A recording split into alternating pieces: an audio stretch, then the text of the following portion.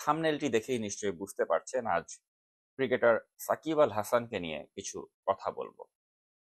তো সাকিব আল হাসান নিঃসন্দেহে আন্তর্জাতিক খ্যাতিসম্পন্ন একজন ক্রিকেটার এবং আমি নিজেও একসময় ওনার ভক্ত ছিলাম এবং ওনাকে ইন্টারভিউ করারও সুযোগ আমার হয়েছিল। কিন্তু যেদিন থেকে উনি আওয়ামী ফ্যাসিবাদের একজন নির্লজ্জ দালাল হিসেবে আবির্ভূত হলেন, সেদিন থেকেই তার প্রতি আমার সকল ভালোবাসা এবং শ্রদ্ধার কবর রচিত হয়েছিল। চলমান কোটা আন্দোলনে নিহত শিক্ষার্থীদের বন্ধু স্বজন অনেকেরই ভালোবাসার একজন খেলোয়াড় এই সাকিব আল হাসান। তারা চেয়েছিলেন অন্তত এই জাতীয় যে ইস্যু, এই ইস্যুতে সাকিব আল হাসান ছাত্রছাত্রীদের পাশে এসে দাঁড়াবেন এবং তাদের যৌক্তিক দাবির প্রতি সম্মান দেখাবেন। নিদেন পক্ষে ফেসবুকে হয়তো একটি স্ট্যাটাস দিবেন তাদের পক্ষে, এমনটি তারা প্রত্যাশা করেছিল। কিন্তু শেখ হাসিনার ফ্যাসিবাদের নির্লজ্জ দালাল এই সাকিব আল হাসান, তিনি এ ব্যাপারে মুখে কুলু পেটেছেন। দেশের এক্রান্তি লগ্নে সাকিব আল হাসান কোথায়, তিনি কি করছেন? প্রিয় দর্শক, আমার মনে হয় তার এই একান্ত ব্যক্তিগত ব্যাপারটি আজ আপনাদের সামনে উন্মোচন করে দেওয়া উচিত। আপনারা নিশ্চয়ই দেখেছেন সাকিব আল হাসান, তিনি বর্তমানে লন্ডনে অবস্থান করছেন এবং লন্ডনে এক রেস্তোরাঁয় এক নারীকে সাথে নিয়ে তিনি লেট নাইট ডিনার করেছেন এবং এ সংক্রান্ত একটি ভিডিও ইতিমধ্যেই সামাজিক যোগাযোগ মাধ্যমে ভাইরাল হয়েছে।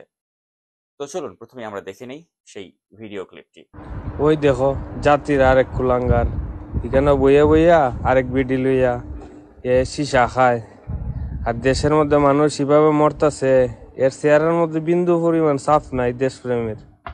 আর একটা কথা, এই বেটি দেখাটা এটা তো শিশির না, এটা কোন বেটিরে লইয়া এখানে বইয়া খাইতেছে? শতানের বাচ্চা, দেশের মধ্যে মানুষ মরে আর এখানে খায় বইয়া বইয়া। তো প্রিয় দর্শক, ভিডিওতে এই নারী যাকে আপনারা দেখলেন, এই নারীটি কে, সেই প্রশ্নের উত্তর আজ আমি আপনাদের দিতে যাচ্ছি। লোটাস কামাল, তার নাম তো আপনারা নিশ্চয়ই সকলে জানেন, এই সরকারের অন্যতম একজন লেসপেন্সার। তো সেই লোটাস কামালের প্রভাবশালী মেয়ে নাফিসা কামালের নামও নিশ্চয়ই আপনারা শুনেছেন। তো নাফিসা কামালের সাথেই মূলত সাকিব আল হাসানের পরকীয়া প্রেম প্রায় 12 বছর ধরে চলে আসছে এবং এই যে নারীকে আপনারা দেখতে পাচ্ছেন, যার ভিডিওটি, যার সাথে সাকিবের ডিনার করার ভিডিওটি প্রকাশিত হয়েছে এবং লন্ডনের বিভিন্ন জায়গায় সাকিবকে ঘুরতে দেখা গিয়েছে এবং যেই নারীটি ক্যাপ পরেছেন এমন ভাবে যাতে তার চেহারাটি স্পষ্ট করে বোঝা যায় না, এই নারীটি হচ্ছেন নাফিসা কামাল। তো নাফিসা কামাল তিনি কিন্তু একজন পাকিস্তানি নাগরিককে বিয়ে করেছিলেন এবং সেই ঘরে তার দুটো সন্তানও রয়েছে। যেহেতু সন্তানগুলোর বয়স অত বেশি নয়, তো তিনি চাচ্ছেন না যে সন্তানগুলোর বয়স 18 বছর হওয়ার আগে আরেকটি বিয়ে করতে। যে কারণেই সাকিব আল হাসানের সাথে তার যে এই অবৈধ পরকীয়ার সম্পর্ক, সেটি বর্তমানে তিনি গোপন রেখেছেন, সাকিব আল হাসানও সেটি গোপন রেখেছেন এবং নাফিসা চায় যে যখন তার সন্তানের বয়স 18 হবে, তখন হয়তো আনুষ্ঠানিকভাবে সাকিবের সাথে তার সম্পর্কের বিষয়টি তিনি সামনে আনবেন এবং হয়তো সাকিবকে বিয়ে করার ব্যাপারে চাপও তিনি দিতে পারেন।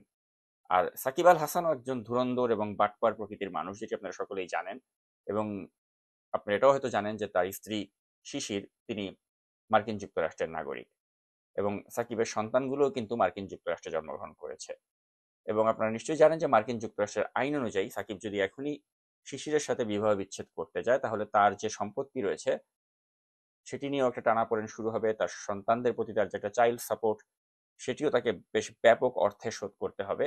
তো এই ঝামেলায় না জড়াবার জন্যই সাকিব কিন্তু এই মুহূর্তে শিশিরের সাথে কোনো বিবাহ বিচ্ছেদে যেতে চাচ্ছেন না এবং শিশির নিজেও কিন্তু সাকিব আল হাসানের এই পরকীয়া সম্পর্কের বিষয়টি জানেন।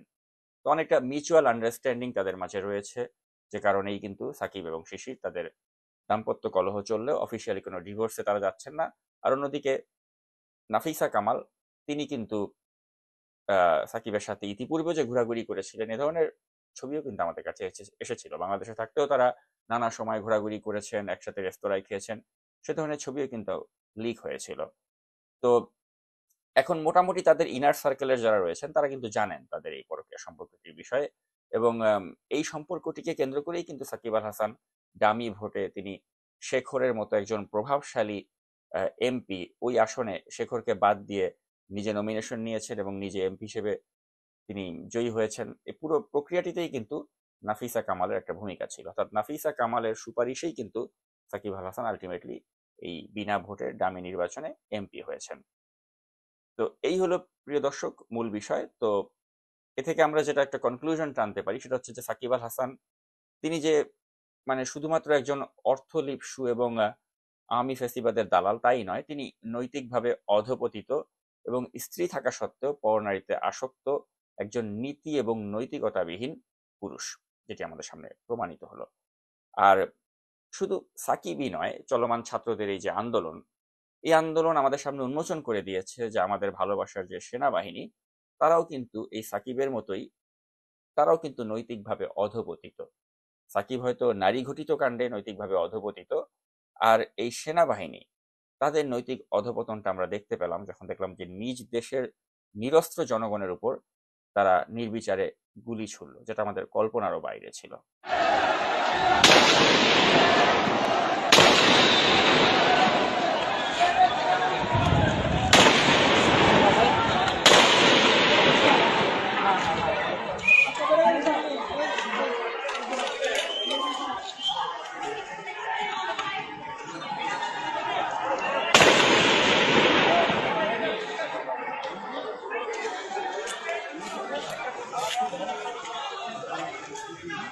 দূরে থাকেন, গুলির সেলও কিন্তু অনেকই আছে, দূরে থাকেন।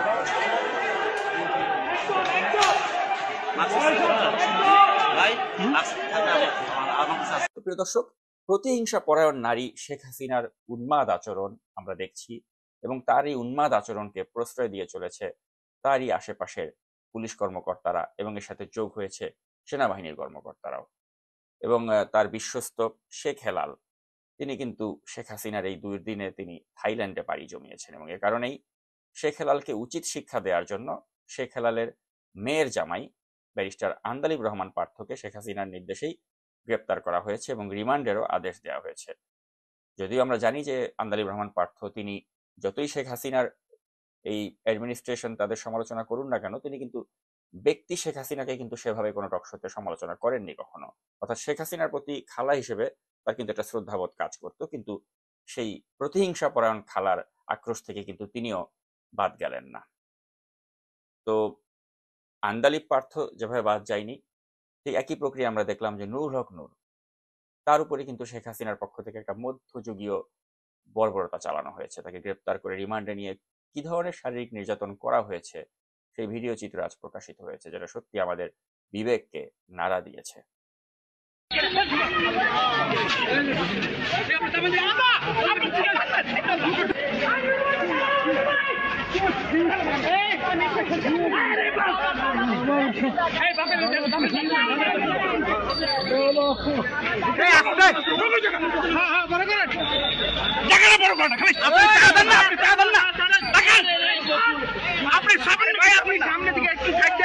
মহানবিক নির্যাতন তার উপরে করা হয়েছে। আমার ছোট ছোট দুটো বাচ্চা, একটাই 1 বছরের আর একটা 5 বছরের। 5 দিনের রিমান্ডে মানুষটাকে উপরে এত অমানবিক নির্যাতন করা হয়েছে। সে তো কোনো চোর না, ডাকাত না, সে সাবেক বিপি, একজন মেধাবী স্টুডেন্ট। সবার উদ্দেশ্যে শুধু এতটুকুই বলার, আমার হাজবেন্ডকে 20 জুলাই নিয়ে যাওয়া হয় ভোর রাতের দিকে 3:30টার থেকে।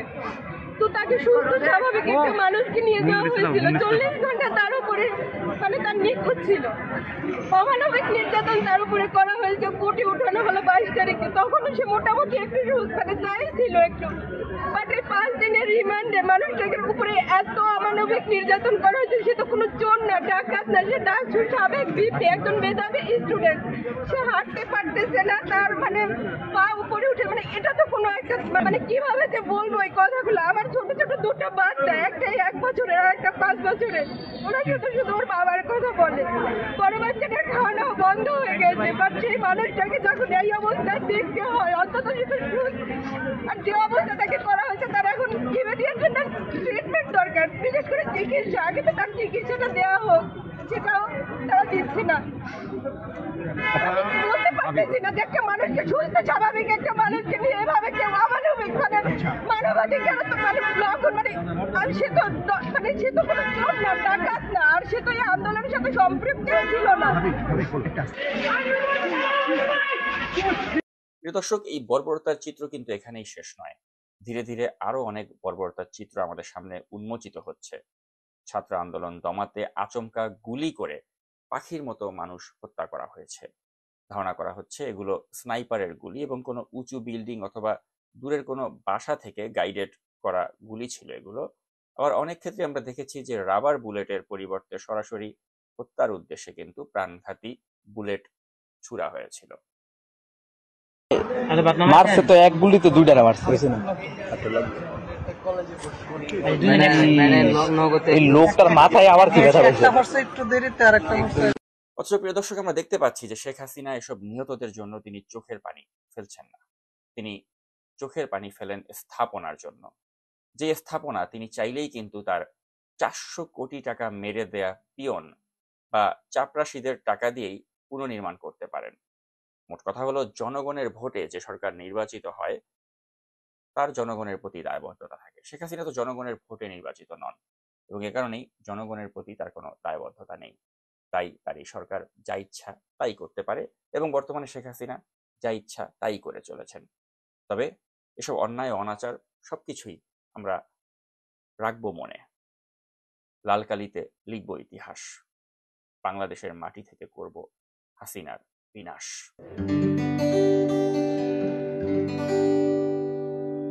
ওরে চেয়েছিলাম আমরা শুধু বাঁচার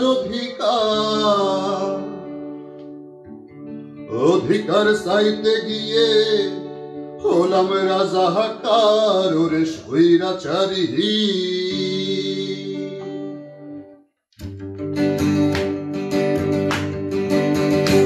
ওরে স্বৈরাচারী রাক্ষসিনী তুই বাংলার কসাই। তোর হুকুমে জান হারালো মোদের কত ভাই। আমরা রাখবো মনে লাল কালিতে লিখবো ইতিহাস। বাংলাদেশের মাটি থেকে করবো তোর বিনাশ। খোদার কসম লাগে যতই ভাবি সেবার পাবি পার।